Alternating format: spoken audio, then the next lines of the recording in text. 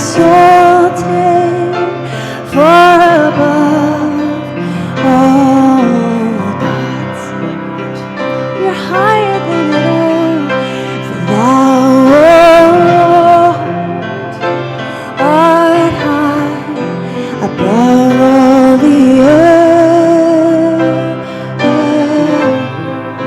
and thou art exalted far above all God. Oh, let's lift it up, sing it out. I exalt thee tonight, and I exalt thee higher than my pain. I exalt thee, 'cause you're worthy. Oh Lord, higher than it all, higher than it all. I exalt thee. Oh Jesus, I exalt thee. And I exalt thee. Oh Lord, oh, just lift your voices. Begin to lift your voices. Holy, only one worthy. He's higher. How we love you tonight, God. Oh, we love you. Higher than my pain. Deeper, deeper. You're worthy. How we love you. Oh, lift your voices. How we love you, Jesus. Oh, you're here tonight. You're here tonight. You're here tonight. You're here tonight. How we love you. How we love. How we love you. And how I love you. How I love you, Jesus. How I love you. Oh Lord, how I need you, and how I need you. How I need you. How I need you, Jesus. Oh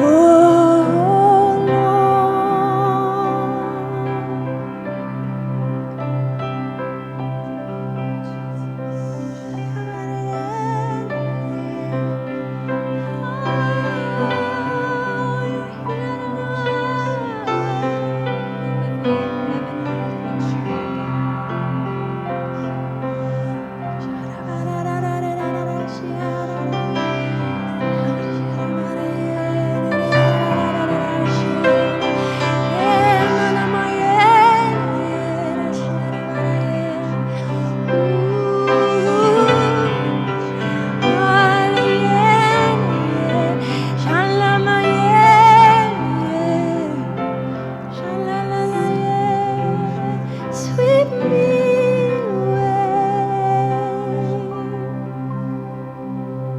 The train of his robe, it fills the temple, 'cause that's how big he is. That's how big he is. The train of his robe is filling this temple tonight. It's filling this temple tonight. 'Cause that's how big he is. That's how big he is for you tonight. Oh, come sweep me away. You're making it all right. You're making it alright tonight. You're filling us back up. You're filling us back up.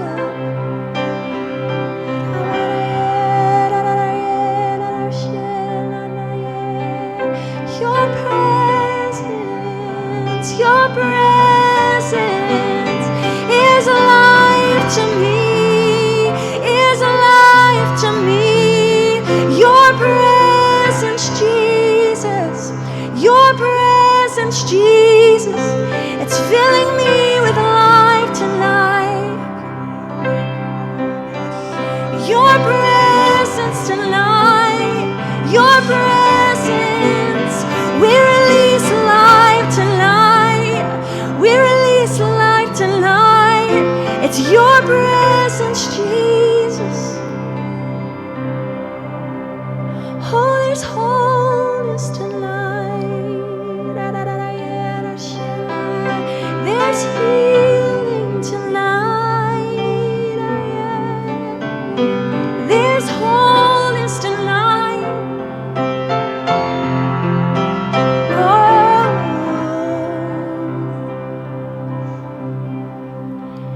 No more chains tonight, no more chains, no more barrenness, no more barrenness. There's growth tonight, there's life tonight, there's birth tonight. Oh, there is power in the name of Jesus. There is power in the name of Jesus. There is power in the name of Jesus to break every chain, break every chain, break every chain. The wind of the Spirit's coming, break every chain, break every chain, break every chain. There's power, and there is power in the name of Jesus. There is power in your name, Jesus. There's power, and there is power in the name of Jesus to break all my chains, break all my chains, break all my chains. Sing All Sufficient One. And all sufficient sacrifice, so freely given, such a price. You bought my redemption, heaven's gate. Sing it out. Swing wide, oh, you swing wide. There's power, and there is power in the name of Jesus. All the power we need. There is power in the name of Jesus. All the power. There is power in the name of Jesus to break every chain, break every chain. You're breaking every chain. Oh, let's sing it out. To break every chain, break every chain, break every chain. To break every chain.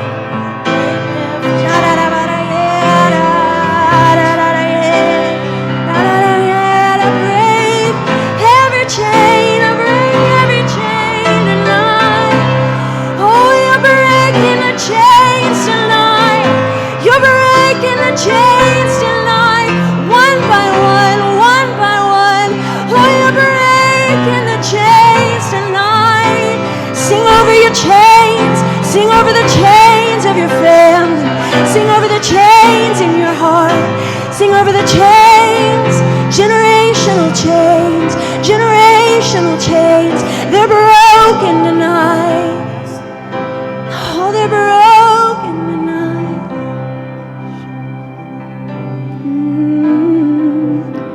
I see the chains falling down. I hear the chains falling down. All the chains, all the chains. I feel the chains, they're falling down. Oh, they're falling down.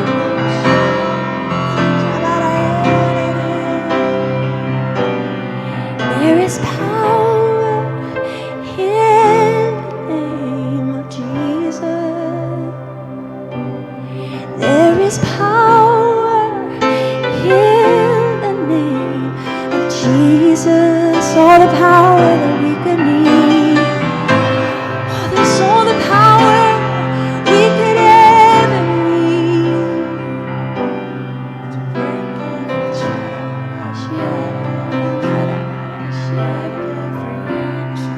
It's not just power, it's all the power.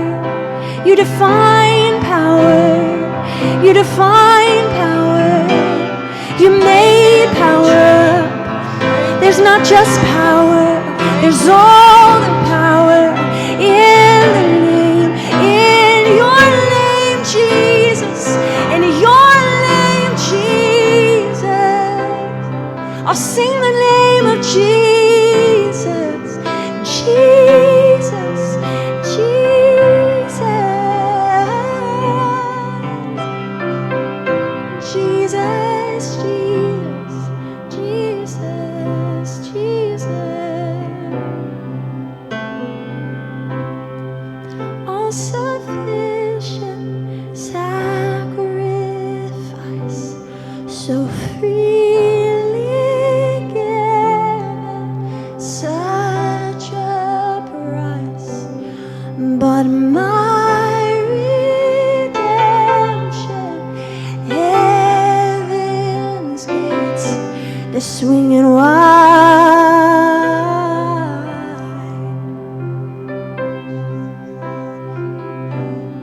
The train of his robe is filling this temple tonight.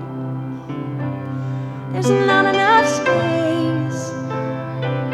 There's not enough space for how big you are. Face to face,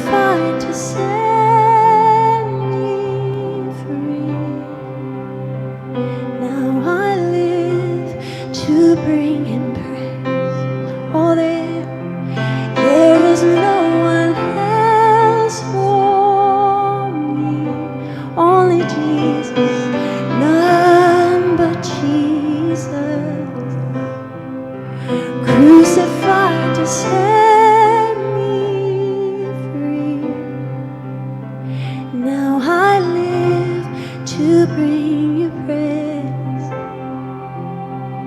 All the praise in the world, I will give it up. Just wanna praise you, see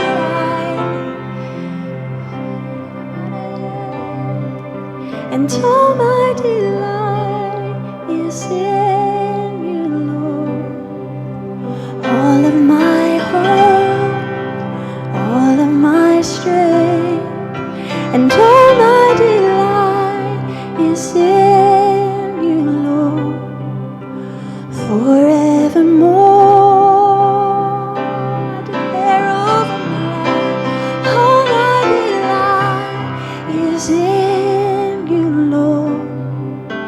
All of my hope, all of my strength, and all my delight is in you, Lord, forevermore.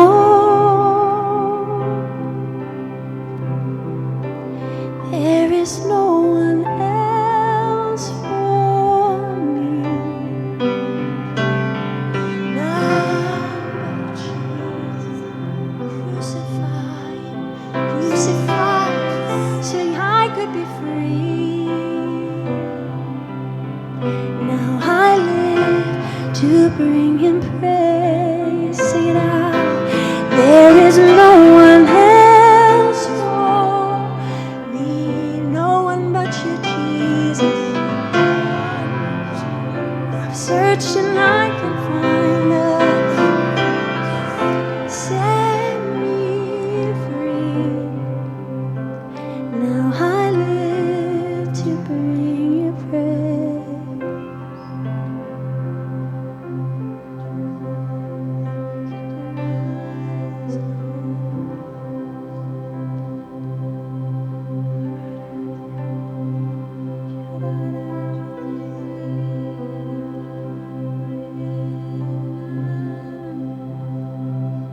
You're worthy of it all.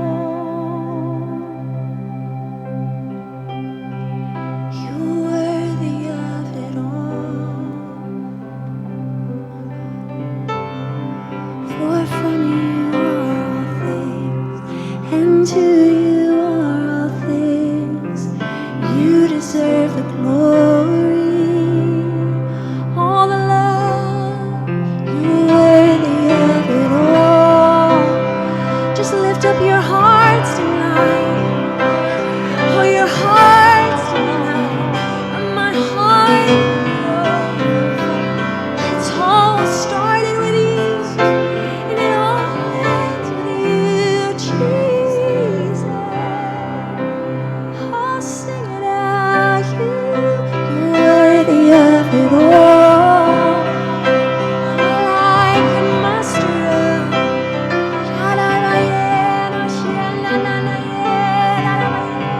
For from you are all things, and to you are all things. You deserve the glory,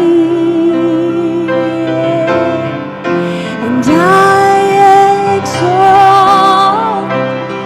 There's no words. I exalt you.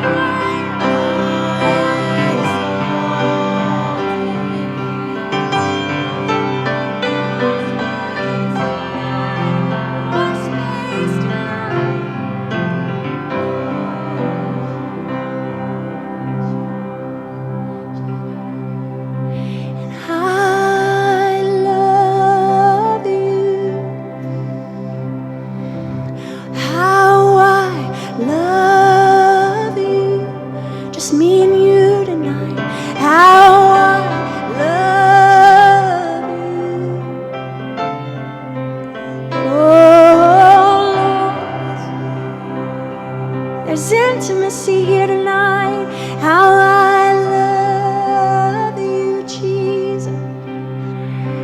How I love you. How I love you. Oh Lord. And I hear him say, how you love me. How you love me. He's singing over us. How you love me. Oh Lord. He doesn't just want your voice. He wants your heart tonight. He wants your heart tonight. He wants your spirit tonight. He's engaging hearts tonight. That's what he came for. That's what he came for. It's all your heart. All your heart.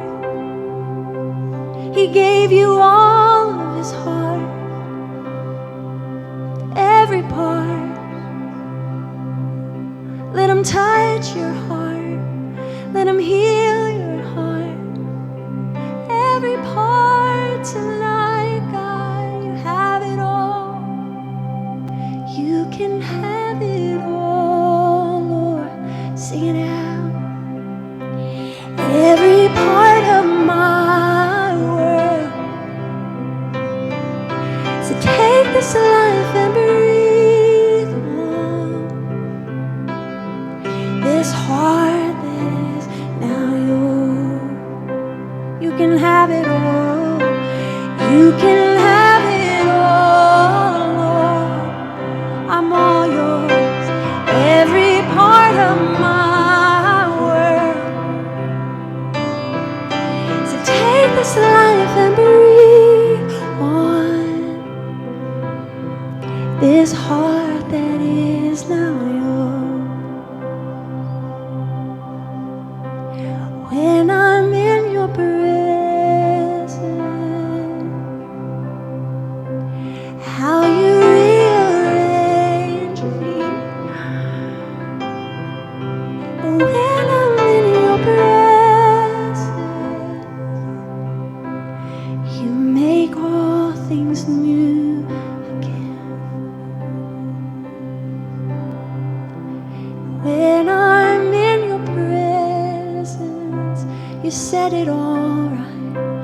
How you rearrange me, you fix me.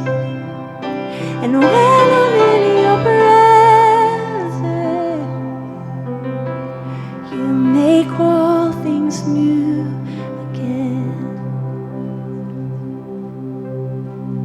You make all things new.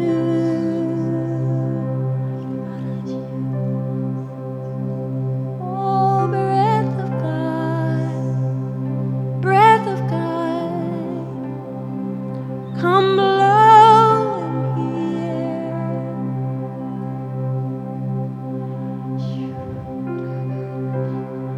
Breath of God. Life is in your breath. Holy Spirit, we love you tonight.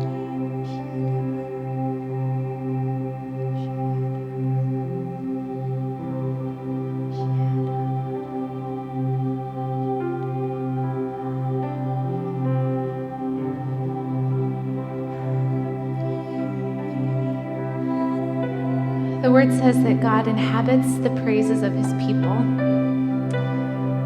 And he doesn't put a qualifier on that. So it means wherever he's praised, that's where he is. And I think there are some places he comes because he's obligated to, because he said that he would.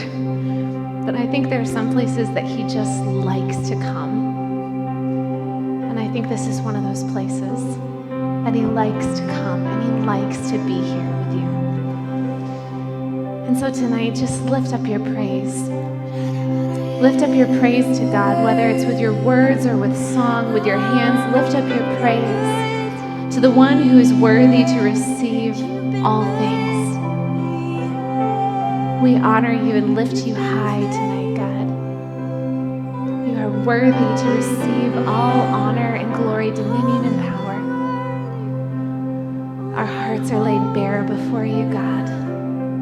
We have nothing to hide from you because we know that you're good and you're loving and you are to be trusted. And so we lay it all at your feet. We lay it all before you. Our hearts are grateful for your presence among us. We're grateful that in your presence you make all things new again. So I thank you that you're making us new. Individually, corporately, you're making us new. And we thank you for that, God. In your name, amen. You can have a seat. We're going to get started here tonight. I'm so glad you were able to join us tonight. It's going to be a little different tonight. Many of you know...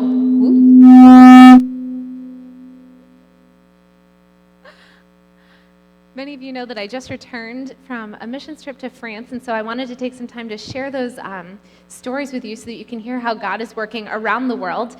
I was there to be part of an international gathering of children's ministry leaders, and so we had 5 continents represented on our team. But before I get started into some of those things, I have a video that I want to show you because I think the logical question that someone might ask is, why would you bother? Why would you go to work with a bunch of children's ministry leaders? And so this video is just a glimpse into why. There is a window you might like to know about. Not the kind that lets you look at the sky. It's a window that opens up inside a child's heart. A window of time. Because over 70% of all decisions for Christ happen during a very precise window, from ages 4 to 14. And those who accept Jesus during this window are more likely to keep the faith. But that's not surprising, is it? Even Jesus said, "Unless you become like little children, you will never enter the kingdom of heaven." So here's a great question. If 70% of all decisions for Christ happen during the 4 to 14 window, why does the average church focus only 3% of its resources there? Remember when the children came to Jesus? His disciples said, "Don't bother the teacher." The disciples looked down, but Jesus knelt down and saw open windows, open hearts, open minds in need of his love. And he said, "Let the little children come to me, for the kingdom of heaven belongs to such as these." In fact, God saw the full potential of children over and over in Scripture. Like David, a simple shepherd boy chosen by God to kill a giant. Samuel, a little boy called in the night to be God's prophet. Miriam, who saved her brother Moses so he could save God's people. And Jesus himself, at age 12, revealing great wisdom to the adults in the room. Where the world sees immaturity or foolishness, God sees open windows, tender, trusting hearts, responsive to his leading. But today's children need our help. Around the world, 1 billion kids, half of all living children, suffer physical poverty. Meanwhile, children in developed nations live in spiritual poverty.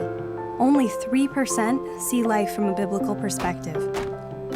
But we can bring hope. 4 out of 5 kids still hunger for God, and we can help them find him and awaken the heart of belief that God sees in them. Today, we have an amazing opportunity to bring God's love to millions of open windows, children at home and around the world receptive to the truth. So let's give our very best, where it counts the very most. Let's see children with the same great stature that God does, because the best way to shine light into a dark world is through open windows. Visit 4to14window.com. Win the heart of a child across the street or around the world while the window is still open.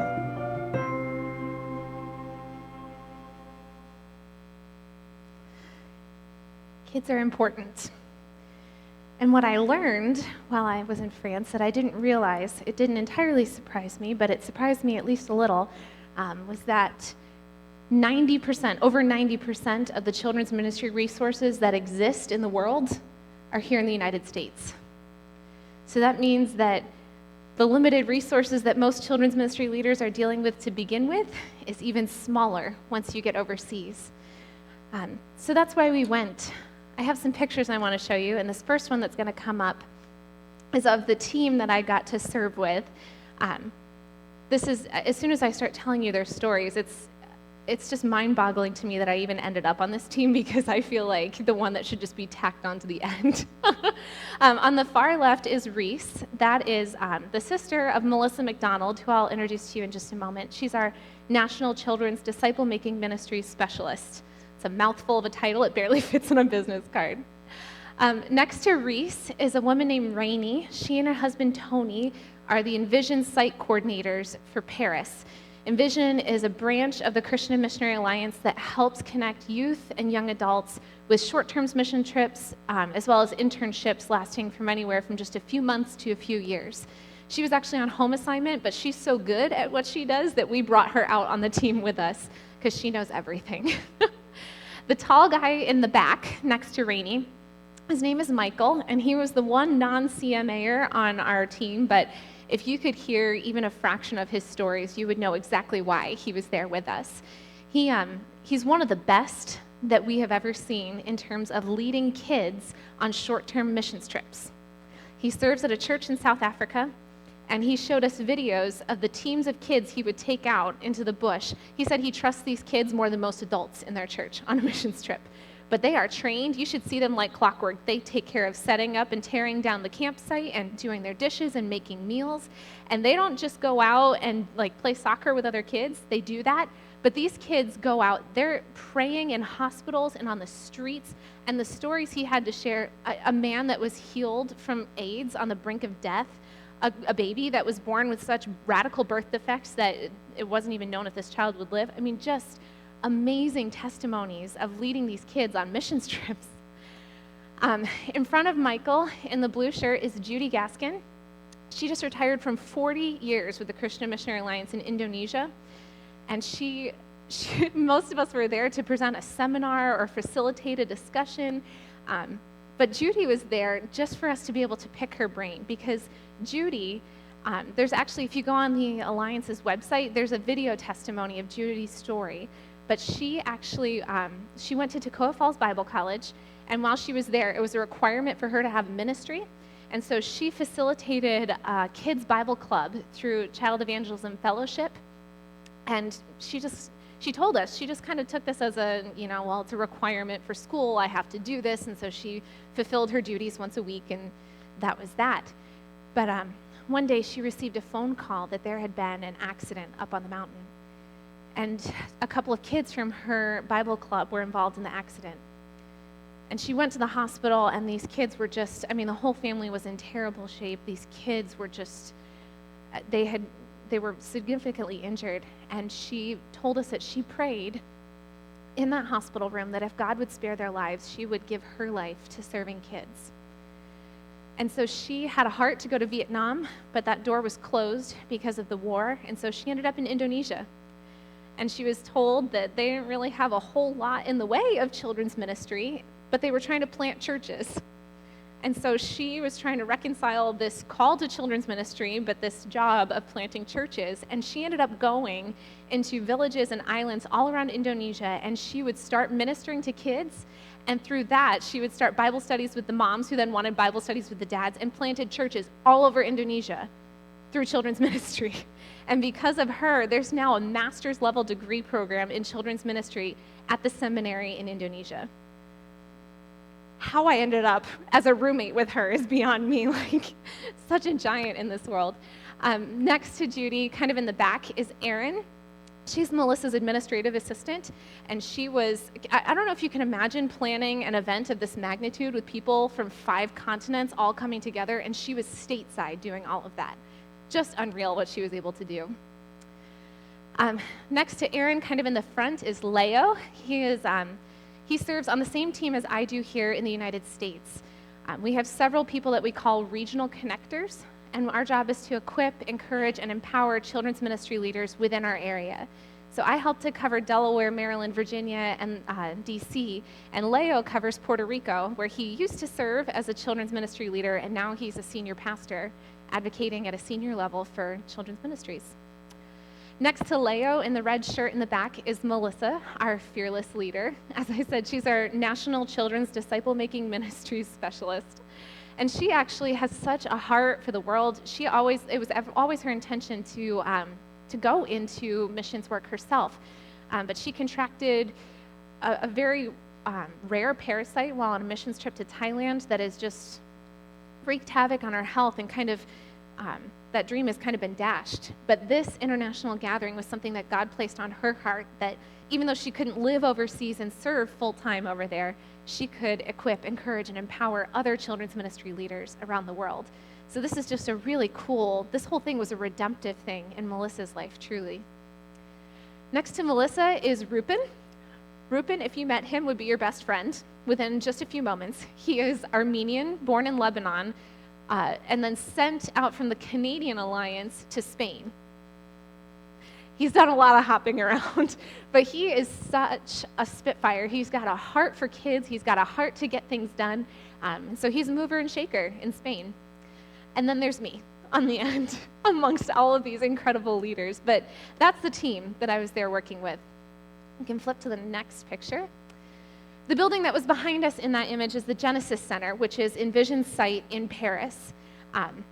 I heard bits and pieces about the history, but from what I understand, it's from at least the 1200s. It's very tight quarters in there. It used to be a monastery, and I can't remember. I think it was a monastery. And then in its later years, it became a jazz club, and now it's an Envision site, of all things. The basement where we did most of our meetings was actually originally the ground level, because the city has gradually built up over the centuries. So just a really cool piece of history to be at the Genesis Center. You can flip to the next picture, Andrew. This is the whole group. This is our team. These are the leaders that came. We had representatives from Chile, Uruguay, Spain, Puerto Rico, Indonesia, Bosnia, France, Israel, Jordan, and I think I may have covered them all. Oh, South Africa. So that's where we get all of our continents from. And this is a mixture of international workers sent out from the States to other countries, but many are also national church leaders from a variety of different capacities. Oh, I think I said Israel and Jordan.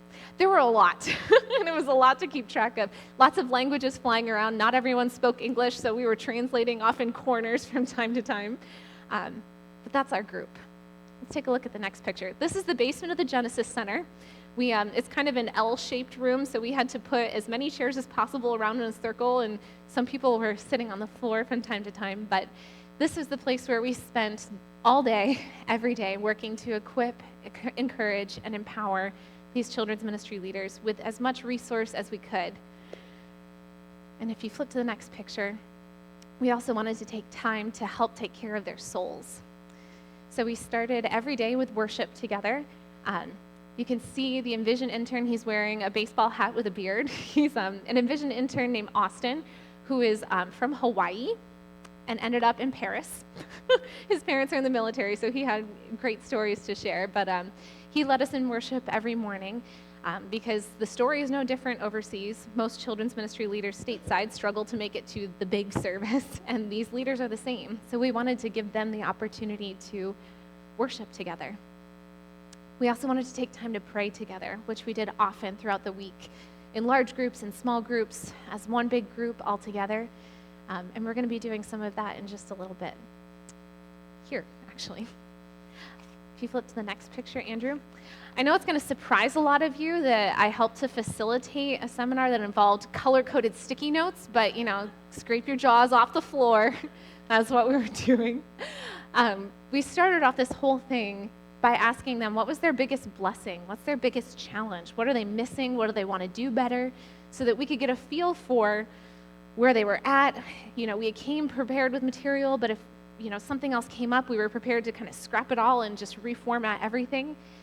But what was so encouraging to us and to so many of these leaders is that almost all of the challenges that they mentioned fell into the same categories that our challenges fall into here. They struggle to develop leaders, finding volunteers. They struggle with soul care and casting vision well.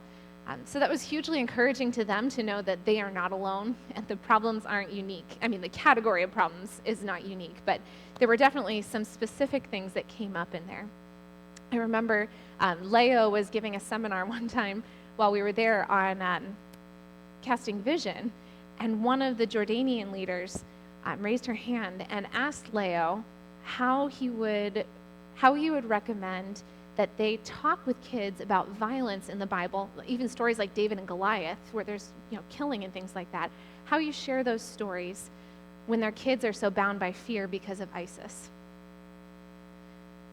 And Melissa just looked at Leo and said, "Yes, Leo, please tell us, because your guess is as good as mine." But that's the intensity of the problems that some of these leaders are facing, the challenges that they're grappling with. But we were able to see God move in some truly unique ways. Some of our leaders from South America, this one woman, Mahara, she came from Chile, and she didn't speak any English. She only spoke Spanish.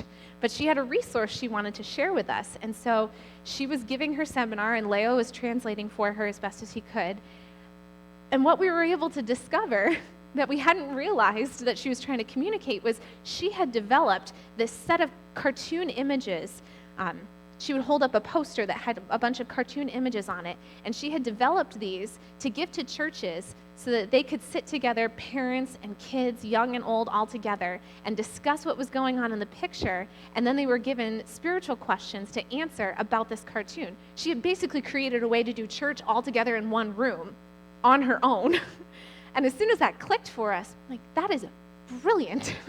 Absolutely brilliant that she came up with this, and she's on her own just training churches on how to do church all together with the whole family being discipled side by side. Truly amazing stuff. But there wasn't just work involved in all of this. There was a lot of fun as well. So Andrew, you can click over to the next picture. This is the backside of Notre Dame. That's where I sat one morning on a bench to do my devotions. I know that's a pretty rough view to deal with. And the next picture was one of my favorite places. Those are macaroons in every shape and size and flavor you can imagine. I went back time and time again because they were so good. They were worth every penny. And the next picture, we stayed in this great section of town. It was the Latin Quarter, but there were some great Middle Eastern places there. So I went back to this falafel place several times over the time that we were there because it was just that good. I can't even tell you all that was in there. I just told them to put everything in there. So there was cucumber and cabbage and this garlicky sauce, and sometimes there were French fries, and it was just amazing. The next picture is a little bit more of the neighborhood we were staying in. Absolutely beautiful. I walked around there for hours the first day, just walking and praying. The next picture is the garden that's right outside the Louvre. And they were just starting to plant everything, so it was really lovely. But the next picture is of the Eiffel Tower. You can't leave France without a picture of the Eiffel Tower. But I didn't just want to put a picture of myself up for the sake of showing you a picture of myself. I wanted to put this one up because this picture was taken the same day that a police officer and a terrorist were both killed in Paris. And at the time that this picture was taken, I was at the Eiffel Tower, which was just across the river, about a mile away from where that was taking place. So I was far away from what was going on. I made it back to my apartment by the time, things had kind of were heating up. But I wanted to show this to you to truly thank you for your prayers. They make a difference.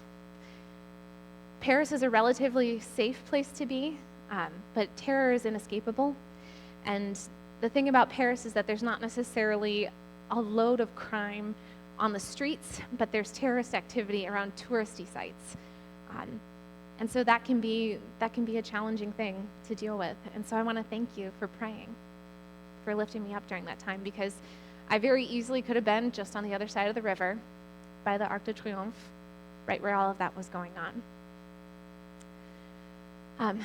On that next slide, Andrew, I've got a picture of our team that's up here again, because I actually contacted our whole team and everyone that was at the gathering, and I asked them to share with us some prayer requests that they have.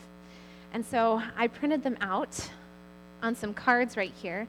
Many of you will remember several months ago we were receiving prayer requests online, and we printed them out on these cards and passed them out and had different people lifting them up.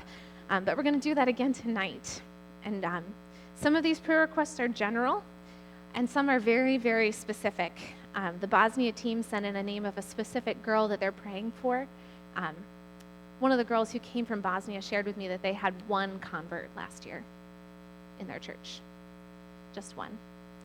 And they faced some unique challenges in that in Croatia, Bosnia, Serbia, your national identity is almost directly tied to your religion.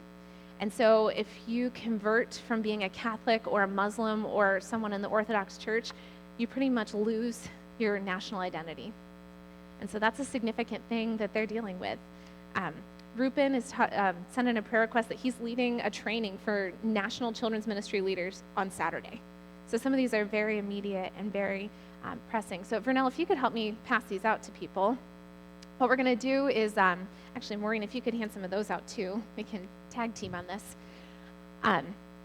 Everyone's going to get one card, and I want you to get together with another person, so groups of 2 or 3, because the word tells us where 2 or 3 are gathered, that's where God is. And so we're going to get together in groups of 2 or 3, and I want you to lift up the prayer request that's written on the card that you have.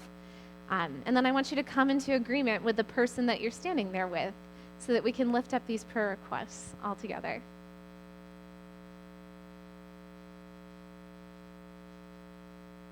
So Andrew, if you could just put some soft music on in the background. We're going to take about 10 minutes to lift up these prayer requests, to pray, and then we're going to come back together.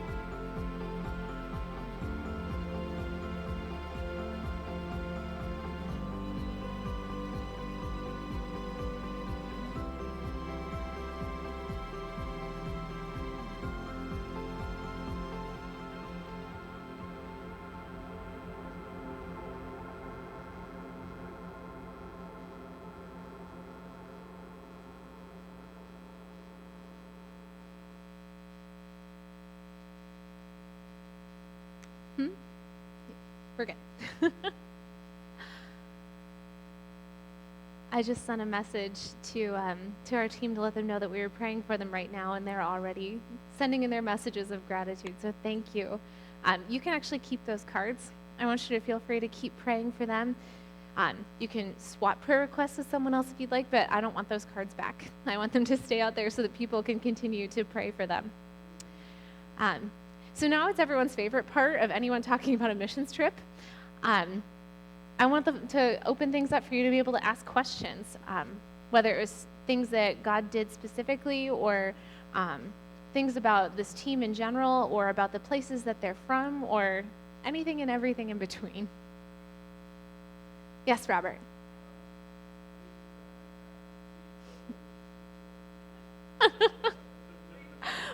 Robert wants to know what my takeaway was from this whole thing.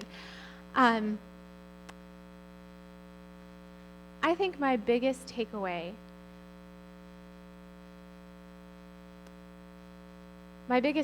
was probably the impact that we can have when we choose to surrender everything.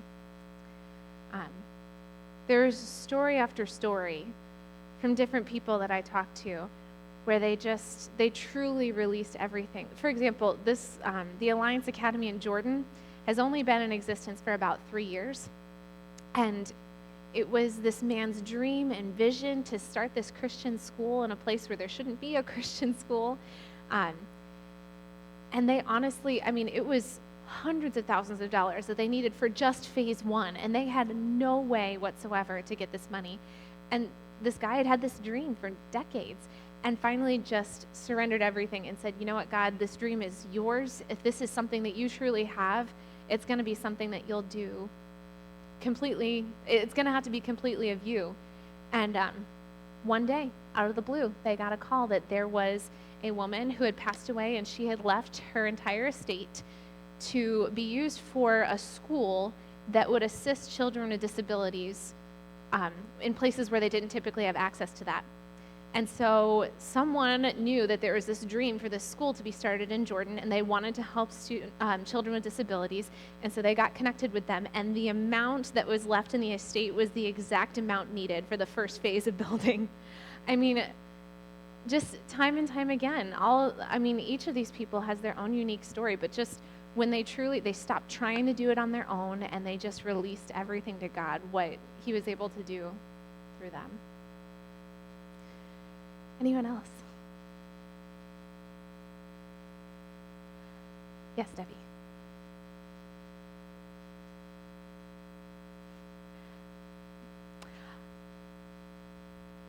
Debbie wants to know why we chose France for this gathering. Honestly, one of the main reasons is that it's a place that Melissa can safely travel to. Because of her health restrictions, she can't go to a lot of other places. So Europe is generally a safe place for her to go health-wise. So we went to Paris this time. We're looking to do this every other year, though, so the next one will probably be in South America. And if God leads us to do them in other countries throughout the world, then we might have to, think a little differently. But because Melissa's in charge of it, some of that just became it's where she could go. And because Paris is beautiful. Absolutely beautiful. Especially in the spring. It was cold, though. It was below freezing in the morning. It warmed up to the 50s or so, but it was cold. The coat that I was wearing in the first picture, I had to buy once I got there because I brought a fleece and the fleece was not enough. So, that was my souvenir. I got a coat in France. Someone else. Vernell.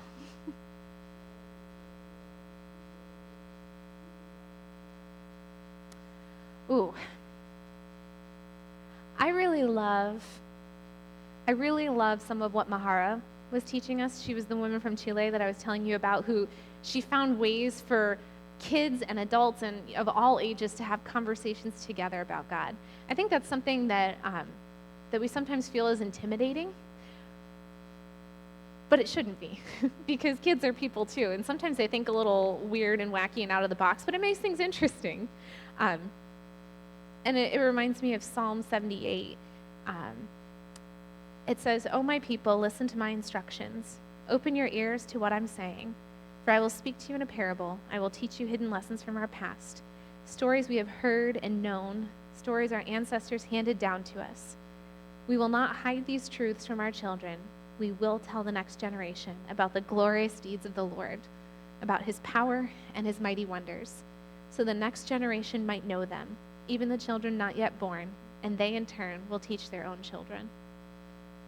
So that I think would be my biggest takeaway, or something that I would want to apply here. Sorry. This whole thing was kind of, it was an interesting orchestration of kind of how God has done different things in my life, because this whole gathering, I was asked to present, a seminar is probably the best word to use, but that sounds too formal for what it was. But I was there to talk with these leaders about different stages of faith, like what kids should know by what age, because a lot of times people don't know. They're like, kids need to know everything about God. Where do I even start? Like, what are the building blocks? So I developed a tool that I took over to them to, for them to be able to take home and start applying in churches, and particularly at the Alliance Academy in Jordan. But all of that was just a weaving together of international experience that I had had, and children's ministry experience, and my undergraduate degree in inclusive childhood education, just kind of all collided into one. The teachers from Jordan actually came to me afterwards because my brain thinks in such an education way, because that's what my training is in. There's a lot that can apply directly to the school context that they're in, because they can just it's basically a set of learning standards that they can then give to their teachers. So it was just really cool to see how God brought all of those things together. I heard about this gathering in the first place when I was meeting with the rest of our regional connectors here stateside. We get together every 18 months. And so I heard about it there, and it was one of those things that I just couldn't get off my heart. I felt like God was really stirring something there. And so I asked Melissa if I could be helpful at this gathering, and she said yes. And so it was, a month or two later after that I found out what she was asking me to do, and it was just a perfect fit for what they needed at the gathering and for what God has equipped me to do just from experience. So that was really cool.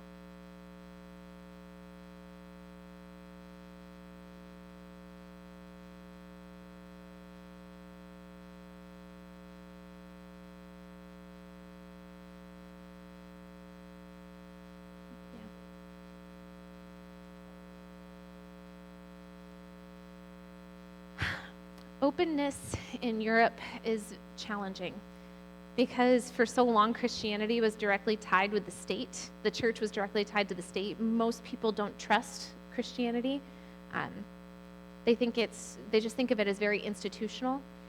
When I spent some time in southern France, I actually met a woman who was a French believer, and she was sharing with me that she had been married a few times, and she had a daughter, but she reached a point in her life several years ago that she was just tired of living in France, didn't want to live in France anymore.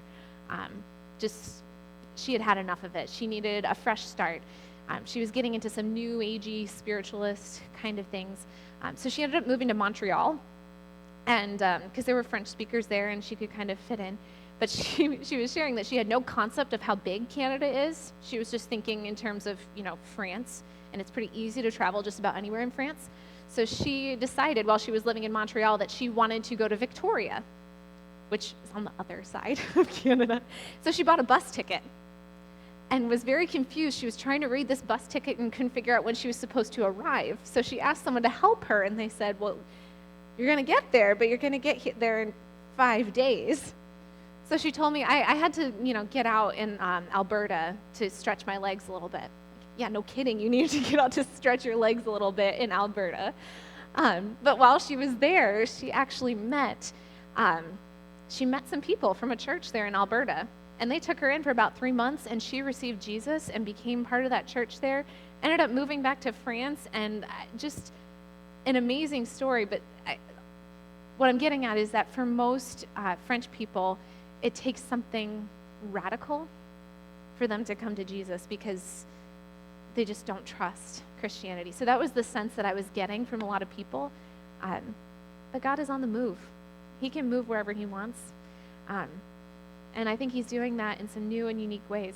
I think just as for so many years people prayed for Muslims to to see Jesus in a new way, and Jesus started appearing to them in dreams. And I know that many of you have probably heard those stories. That started happening as a result of decades of prayer that people poured into, that, Muslims would hear from Jesus. And I think our prayers need to be directed, when we're praying for Europeans, they need to be directed in a similar way, that Jesus would reveal himself, but in unique ways. Because just walking up to someone on a street corner and saying, "Have you heard about Jesus?" isn't going to work. It doesn't work for a lot of people, but it does work in some parts of the world. It's just not going to work in France, probably.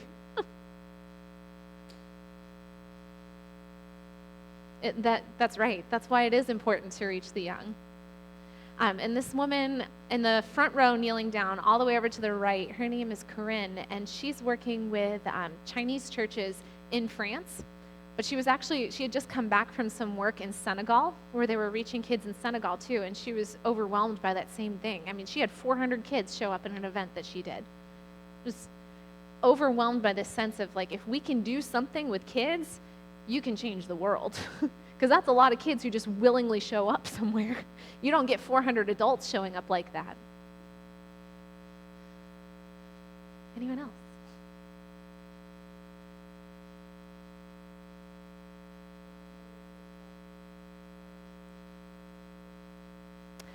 Because of the parasite that she got when she was in Thailand, it messed with a lot of her internal systems. So she's more sensitive to things that she eats and environment. She's also had several falls. So her knees aren't in great shape either. So it's internal things as well as, structural things with her bones. I told her, because she and I only see each other about once every 6 months, and I've only known her for about 4 years. And she falls often enough that she has actually had a significant fall while I was with her. I had to fill out a workman's comp report. I'm like, you fall too much if you have fallen and had a significant fall while I was around, because I'm not around you all that often. Yep, she was here a few years ago. Yep.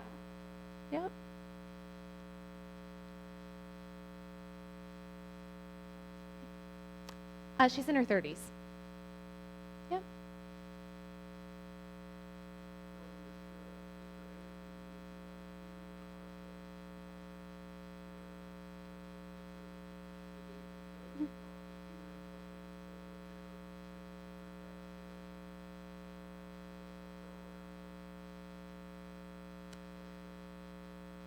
I think more than a program, I'm inspired by the heart that these leaders have to reach kids. And I think that's what's most important in any church, but even in our church too, is a growing heart for kids. Because as you saw in that video at the very beginning, 70% of people who receive Jesus before they reach the age of 14. I mean, by the time a child has reached the age of 5, their lifelong concept of God has been formed. Whether God is good and loving, kind, those things are formed by the age of 5. Now, God can redeem anything, but that's just psychology. That it's a psychological fact that their concept of God is formed by the age of 5. And by the age of 12, kids stop deciding what they believe and they start defending what they believe. And so, in order to capitalize on that, in order to reach kids, I think people have to understand not only God's heart for kids, but the incredible opportunity. I mean, there's so much brokenness that we see in adults, and some brokenness is just unavoidable because life happens and we have to process through things. But man, if we could reach kids for Jesus and they don't have to go through all of that garbage that we then have to kind of work on unraveling with them through, adult discipleship classes and prayer and deliverance and all those other things, I mean, the church could be in a whole lot better shape if we could do that effectively. And so that I think is what I would want to see in our church, is that growing heart for kids and what we can do, not just to tell them about Jesus. I think for a long time we've just talked about, having, accepting Jesus into your heart, and those are all good and important things. But there's Barna research out there. It's either Barna or the Fuller Institute that did some research on not why millennials have left the church, but why millennials stayed in the church. And part of that research revealed that millennials who stay in the church are ones who had a genuine encounter with Jesus that they couldn't deny later in life. And so more than getting kids to accept Jesus into their heart, we need to teach them how to live in relationship with Jesus so that they can hear the voice of God and have that authentic relationship that they can't deny later in life. Another thing that came out of that research, another characteristic of millennials who stuck around in the church, is that they had a significant relationship with at least 5 other people, 5 other adults in their congregation that weren't related to them, that mentored them and poured into them. That's part of what helped them stick in the church. It's part of the reason I'm here. Some of my people are here tonight who have helped me stick in the church. And so that makes our role as adults critical in helping these kids to stick, so to speak. Any other questions? All right, I'm going to close this in prayer for these leaders again, for the kids that they're serving, and for our church as well, and the kids that we have right here in our midst. So Jesus, we thank you. We thank you that you have opened up doors of opportunity wide in the hearts of kids. God, I thank you for the people that poured into my life, for the people that showed me Jesus. Because of their influence, my life is never the same. God, I thank you for each of these leaders that came to this international gathering, for all of the churches and congregations and kids they represent. I thank you for the multiplied effort that this church has been able to have on the world by rallying in prayer and with finances and helping me and this team make this international gathering happen. God, I can't even imagine all of even the number of kids that will be affected by this gathering. And so, God, I'm humbled that you allowed me to be part of this. We're humbled as a church that you allowed us to be part of this. And God, I ask that what you've been stirring in the hearts of these leaders would be stirred in our hearts too. Stir our hearts to reach kids, to help them enter into a genuine relationship with you. We love you, Jesus, and we want your love to be known to everyone in the world. So show us the part that we play in that, individually and corporately. Because it's your heart that no one should perish. You want those gates swung open wide, and they are. So help us not to be selfish and just walk through the gates ourselves. But may we give our lives to help others to walk through those gates too. We thank you, Jesus, and we love you. In your name, amen. Have a good night, everyone. Thank you.